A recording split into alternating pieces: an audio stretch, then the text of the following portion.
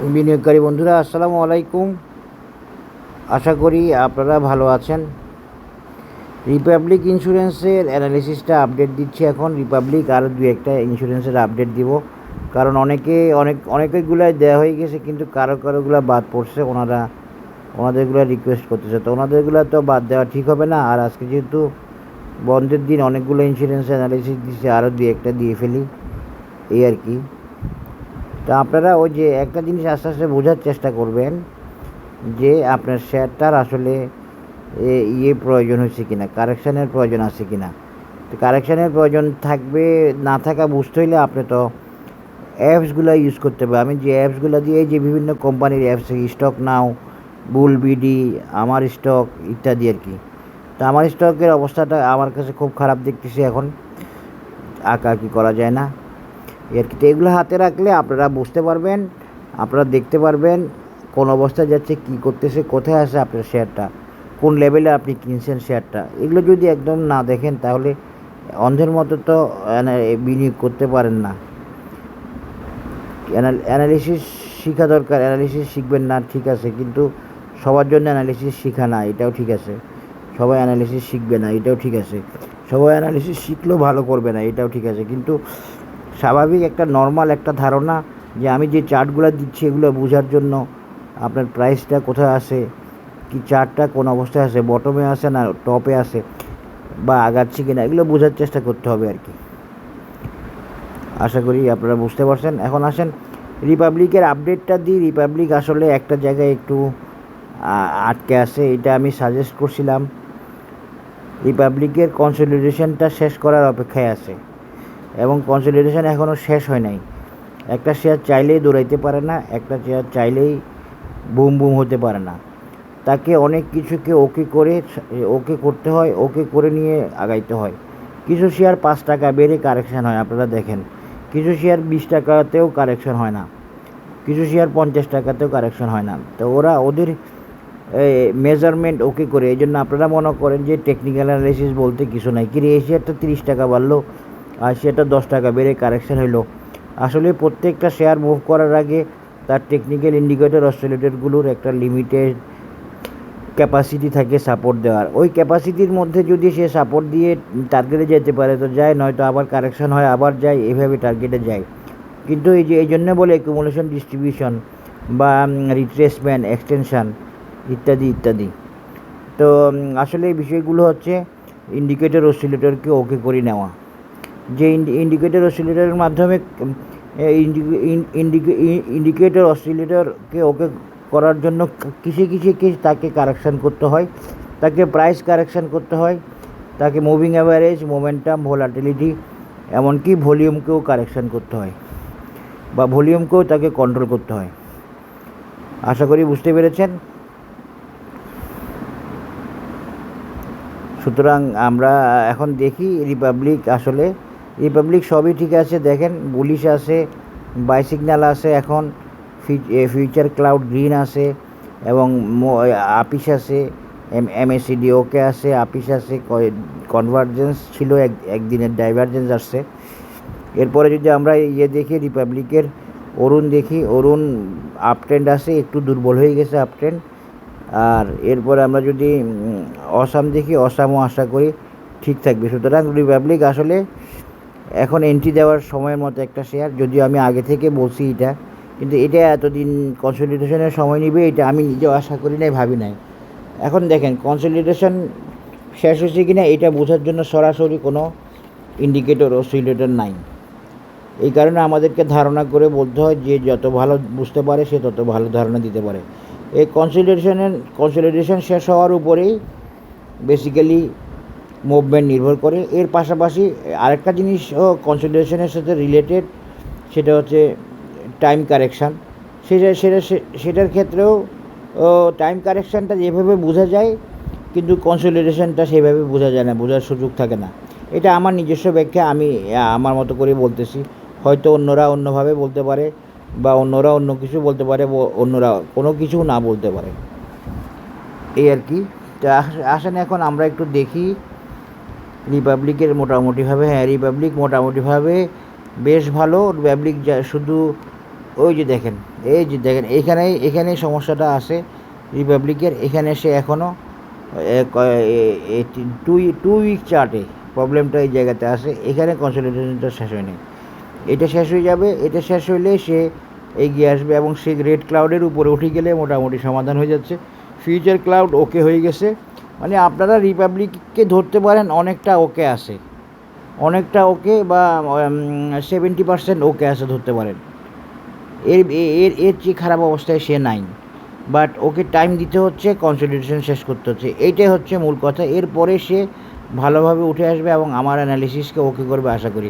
আজকে তো দুইটা অ্যানালিসিস দেখলাম যে ওকে, একটা হয়ে গেছে, কিন্তু আমি তো জানিও না। যেমন ধরেন নর্দার্ন একটা টার্গেটকে মিট করছে, আমি জানি না। যেমন ধরেন ফেডারেল একটা টার্গেটকে মিস করছে, আমি জানি না। যেমন ধরেন নিটোল একটা টার্গেটকে মিট করছে, আমি জানি না। এখন এই জন্য আর আমি এগুলো আপনাদের সাথে পেজে শেয়ারও করি না, শেয়ারও করা হয় না, তো এগুলো হিসাবও রাখা হয় না। এই আর কি, হিসাব রাখলে হয়তো বা বলতে পারতাম, খেয়াল রাখা সম্ভব হয় না, এই জন্য বলতেও পারি না। এখন আসেন আমরা আমরা রিপাবলিককে দুইভাবে দেখাতে পারি। আমি এখন আশা করতেছি আমি রিপাবলিককে এখন নতুন একটা মেজারমেন্ট দিয়ে দেখাবো, যে মেজারমেন্টটা আমাকে মোটামুটিভাবে আর যেটার উপরে বেসিস করে আমাকে আর রিপাবলিকের নতুন কোনো অ্যানালিসিস দিতে হবে না। কিন্তু আপনাদের হয়তো একটু সময় লাগবে, but it would be a target oriented movement বা it would be a target oriented share, must be ইনশাল্লাহ। সেটা হচ্ছে রিপাবলিক। এই যে রিপাবলিক দেখেন, রিপাবলিক আসলে টেকনিক্যাল ফাঁদে একটু দুর্বল হয়ে গেছে, আর এটাই বলবো, আর অন্য কিছু বলবো না। টেকনিক্যাল কারণে আটকে গেছে। এই দেখেন রিপাবলিকের এখন নতুন অ্যানালিসিস দিচ্ছি, নতুন টার্গেট দিচ্ছি, নতুন পার্সপেক্টিভে, নতুন নতুন পজিশন থেকে। এটা হচ্ছে একটা রিপাবলিকের রেজিস্ট্যান্স 44 টাকা। এটা আর বেশি বাকি নেই। আমি 44 অনেক দিন বলছি। এখন দেখেন এই চারটা দেখলে আপনাদের কাছে এখন আর 44 টাকা বড় টার্গেট, লং টার্গেট মনে হচ্ছে না। খেয়াল করছেন? কারণ রিপাবলিক নিজে এখন 35 টাকা। হ্যাঁ, রিপাবলিক নিজে এখন 35 টাকা। রিপাবলিকের একটা টার্গেট হচ্ছে 44 টাকা, আরেকটা টার্গেট হলো এই ক্লাসিক সি হর্স প্যাটার্ন অনুযায়ী, বুলিশ প্যাটার্ন অনুযায়ী 58। এখানে রিপাবলিকের ঠিকানা, এখানে রিপাবলিকের গন্তব্য। বাট এর আগে এই রেজিস্ট্যান্সটা দেখালাম। এর পাশাপাশি আমি একটা ফিবোনাসি ড্র করে দেখি কী অবস্থায় আছে রিপাবলিকের মেজারমেন্ট। ঠিক আছে, ওইটাই 58 বা 56। ফিবোনাসিতে 56 দেখাচ্ছে, আমরা 58 দেখাচ্ছি। এটা 60ও হইতে পারে, এটা 57ও হইতে পারে, কোনো অসুবিধা নেই। এই লেভেলটাই আর কি, এই রেজিস্ট্যান্স লেভেলটা এইটা ওকে আছে। ক্লাসিক সিহর্স বুলিশ প্যাটার্ন দিয়ে দেখানো রিপাবলিক ইন্স্যুরেন্স। এখন দেখেন রিপাবলিককে আরও কীভাবে শিওর করা যায়, কেন আমি সাজেস্ট করছি। দেখেন রিপাবলিক সরাসরি একটা রাউন্ডিং বটমের দিকে আসে, but he is yet to complete his technical correction শেষ না করলে তো সে যাবে না, যেতে পারবে না, অসম্ভব। এবং সেই কারণগুলো বুঝতে হবে। আমার জন্য বোঝাটা সমস্যা না, আলহামদুলিল্লাহ। এই আর কি, এই যে দেখেন এইটাই হলো রিপাবলিক।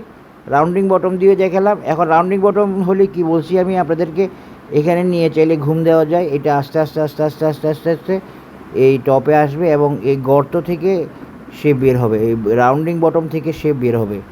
এইটাই হলো রিপাবলিক। আশা করি বুঝতে পেরেছে। এখন এশিয়া প্যাসিফিকটা দেখাই দিই। এশিয়া প্যাসিফিক একটা ভালো শেয়ার, ভালো টার্গেটের শেয়ার, অনেক ভালো করবে এই শেয়ারটা। এশিয়া প্যাসিফিক তো দেখাচ্ছিলাম মনে হয় কয়েকদিন আগে। এশিয়া প্যাসিফিককে আমি আর বেশি কথা বলবো না, বেশি ডিটেলসে যাব না।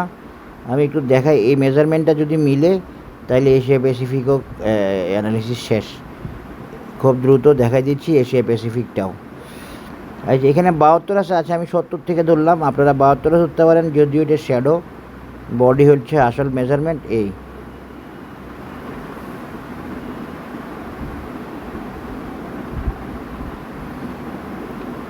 এশিয়া প্যাসিফিকেও একটা আমরা শিওর্স প্যাটার্ন পাই, সেটার টার্গেট হচ্ছে 70। এই এশিয়া প্যাসিফিকের এই 70 কিন্তু আসল টার্গেট না, তবে এশিয়া প্যাসিফিক এই মুভমেন্টে দেখাও এশিয়া প্যাসিফিকটা একটা টার্গেট মিটও করে ফেলছে 47। এখানে টার্গেট মিট করে সেই কারেকশানে দেখেন, টার্গেট মিট করে সেই কারেকশানে এশিয়া প্যাসিফিক। এই যে দেখেন টার্গেট মিট করে সেই কারেকশানে এখন তার নেক্সট টার্গেট কত? নেক্সট টার্গেট হচ্ছে 70, এশিয়া প্যাসিফিক 70। এই এশিয়া প্যাসিফিক একটা টার্গেট মিট করে ফেলছে এবং অ্যানালিসিসকে ওকে করে সে 47 পর্যন্ত চলে গেছে। এখন সে তার নেক্সট টার্গেট 70, ইন্স্যুরেন্সের টার্গেট যেখানে, তার টার্গেটও সেখানে। আমার মনে হয় মানে ইন্স্যুরেন্সের টার্গেট মিট হওয়ার সাথে সাথে হয়তো এশিয়া প্যাসিফিকেরও টার্গেট মিট হবে, ব্যাপারটা এরকম। এই এখন আমি এশিয়া প্যাসিফিকে আপনাদেরকে আরেকটা রেজিস্ট্যান্স দেখাই দিব। এটা আগে দেখাইছি কিনা জানি না, সেটা হচ্ছে 60। হ্যাঁ দেখাইছি, এটাও দেখাইছি, এটাও ভ্যালিড থাকবে। এখানে একটা রেজিস্ট্যান্স আছে, আপনারা এটাকেও গুরুত্ব দিবেন, কারণ বাজার তো আমাকে বলে দেয় নাই যে আমি ক্লাসিক সি হর্স প্যাটার্নে আসি। তাহলে আমার ফিবোনাচিতে যদি আমার কারেকশান হয়, তাহলে তো আমার এখানে কারেকশান হওয়া থাকবে, 60 লেভেলে কারেকশান হওয়া থাকবে, 60, 70 এবং একটা রেজিস্ট্যান্স মিট। এটাই হলো এশিয়া প্যাসিফিকের আপডেট অ্যান্ড একটা অ্যানালিসিসকে ওকে করছে এশিয়া প্যাসিফিক। এবং আমি আবারও এইটাতেও দেখেন আমি রাউন্ডিং বটম মিলাই দিচ্ছি, এই রাউন্ডিং বটমটা ওকে হচ্ছে এশিয়া প্যাসিফিক। এই আশা করি বুঝতে পেরেছেন, এখানে আর ডিটেলস কিছু বলার নাই। Rounding bottom, classic sea horse pattern, 3টা রেজিস্ট্যান্সের মধ্যে একটা মিট আর 2টা 60 আর 70। এবার একটু এশিয়াটা দেখাই দিই। এশিয়াটা সংক্ষেপে মনে হয় বলছিলাম, কিন্তু ভালোভাবে বলা হয় নাই। এশিয়া ইন্স্যুরেন্স বলতে হবে, এশিয়া ইন্স্যুরেন্স।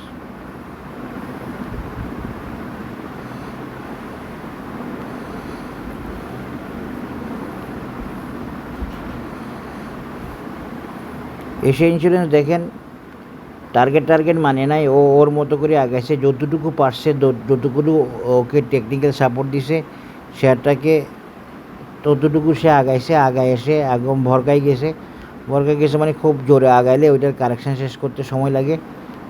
এখন সে আবার উঠে আসতেছে এবং উঠে আসবে, রেজিস্ট্যান্সও ব্রেক করছে আশা করি। এই হলো এশিয়া ইন্স্যুরেন্সের আপডেট। এখন আমরা একটু দেখি এশিয়া ইন্স্যুরেন্সকে আসলেই কমপ্লিট করছে কারেকশান বা কী অবস্থায় আছে।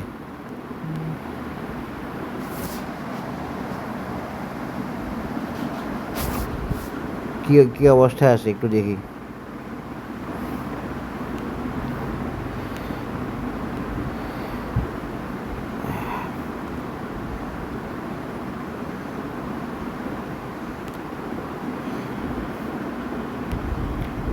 এশিয়া ইন্স্যুরেন্সের টার্গেট লং, হ্যাঁ এশিয়া ইন্স্যুরেন্সের টার্গেট লং, কিন্তু আমরা এখন একটা টার্গেট দেখানোর চেষ্টা করব যেটা এজিবেবল বা যেটা নেক্সট টার্গেট, বিষয়টা এমন। এশিয়া ইন্স্যুরেন্সের কারেকশান শেষ, এশিয়া ইন্স্যুরেন্সের কনসলিডেশন থাকলে সেটাও প্রায় শেষ, মুভমেন্টের সাথে হয়তো শেষ হয়ে যাবে এবং এশিয়া ইন্স্যুরেন্স সামনে আগাবে, সেখানে কোনো অসুবিধা হবে না। মোটামুটিভাবে এশিয়া ইন্স্যুরেন্স আগায় গেছে। এখন এশিয়া ইন্স্যুরেন্সকে বেশি কিছু করার দরকার নাই, আমরা এভাবে একটু দেখাই দিতে পারি এশিয়া ইন্স্যুরেন্সকে।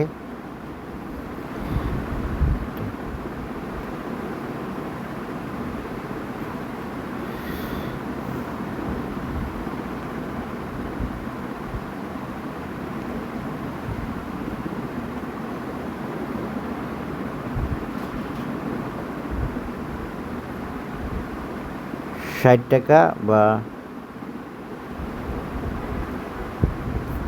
৳65, এটা এশিয়া ইন্স্যুরেন্সের টার্গেট বা রেজিস্ট্যান্স। এশিয়ার ইন্স্যুরেন্স এখন যাবে ৳65 যাওয়ার চেষ্টা করবে এখান থেকে, ৳44 থেকে। হ্যাঁ, তাহলে একটা ক্র্যাডেল প্যাটার্নের মতো কমপ্লিট হচ্ছে, যেটা আমি দেখালাম এইমাত্র আপনাদেরকে, সেটা এশিয়া ইন্স্যুরেন্স ক্রেজিভাবে আগাইছিল, ক্রেজি বুল ছিল। সুতরাং আপনারা এশিয়া ইন্স্যুরেন্সের এতটুকুকে টেকনিক্যাল রেজিস্ট্যান্স ধরেন, যেটা ফিবোনাচি বলতেছে সেটাই ধরেন। এই এশিয়া ইন্স্যুরেন্সের নেক্সট টার্গেট হলো ৳60। এরপরে সে যদি যায় সেটা ভিন্ন কথা, এটা কিন্তু বডি নেই, এটা শ্যাডো। এশিয়া ইন্স্যুরেন্সের টার্গেট হচ্ছে ৳60, এটা ওর একটা টার্গেট বা রেজিস্ট্যান্স। এরপরে গেলে ও এশিয়া ইন্স্যুরেন্স যাবে হচ্ছে ৳82। এই যে দেখেন, আমি উইকলিতে চলে আসলাম সুবিধার জন্য, দেখানোর সুবিধার জন্য। এই যে দেখেন 82 টাকা। এরপরের টার্গেট হচ্ছে 82 টাকা এশিয়া ইন্স্যুরেন্স। এখান দিয়ে মিলছে দেখেন, এই পাশে মিলছে, এই সাপোর্ট আছে এখানে, হ্যাঁ, এই একটা 60 আর একটা 82। এই 60টা নিয়ে একটু কথা বলি। এই 60-র সাথে সাথে একটু শ্যাডো আছে উপরে, এখন যাওয়ার চেষ্টা করে কিনা জানি না, তবে মেজারমেন্টগতভাবে এশিয়া ইন্স্যুরেন্স এটাই পারফেক্ট। একটা 60 আর একটা 82। এখন ইন্স্যুরেন্স তার কারেকশানে যাওয়ার আগে সে কতটুকু যায় এইটা হলো কথা। 82 যায় না 60 যায়, এটা হলো কথা। ইন্স্যুরেন্স আরও কিছুদিন থাকবে আশা করি ইনশাল্লাহ। সুতরাং আমরা আশা করতে পারি এশিয়া হয়তো 60 পার হয়ে যেতে পারে। সেটা নিয়ে আমি অ্যাডভান্স কিছু বলবো না। এই হলো 3টে রেজিস্ট্যান্স, 105, 82 এবং 60। এই 3টে হলো এশিয়া ইন্স্যুরেন্সের রেজিস্ট্যান্স বা টার্গেট। আশা করি বুঝতে পেরেছেন। এখন আমি আরেকটা জিনিস দিয়ে একটু দেখি, হঠাৎ করে মনে পড়লো।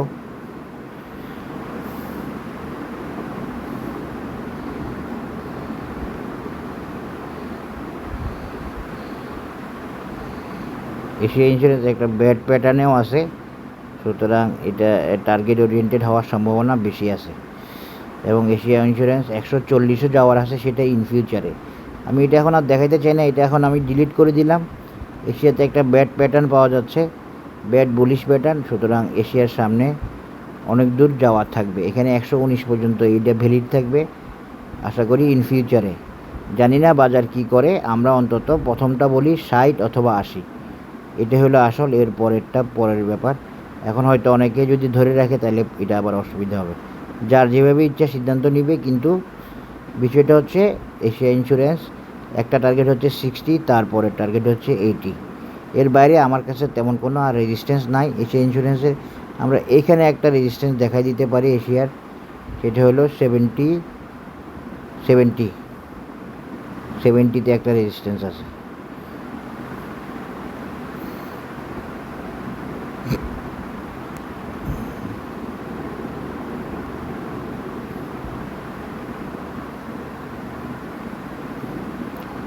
আশা করি বুঝতে পেরেছেন। আজকে এখানে শেষ করলাম টেকনিক্যাল অ্যানালিসিস 3টে শেয়ারের ইন্স্যুরেন্স সেক্টরের। সবাই ভালো থাকবেন। এইটাই মূলত ফলো করবেন। এই আল্লাহ হাফেজ, আসসালামু আলাইকুম।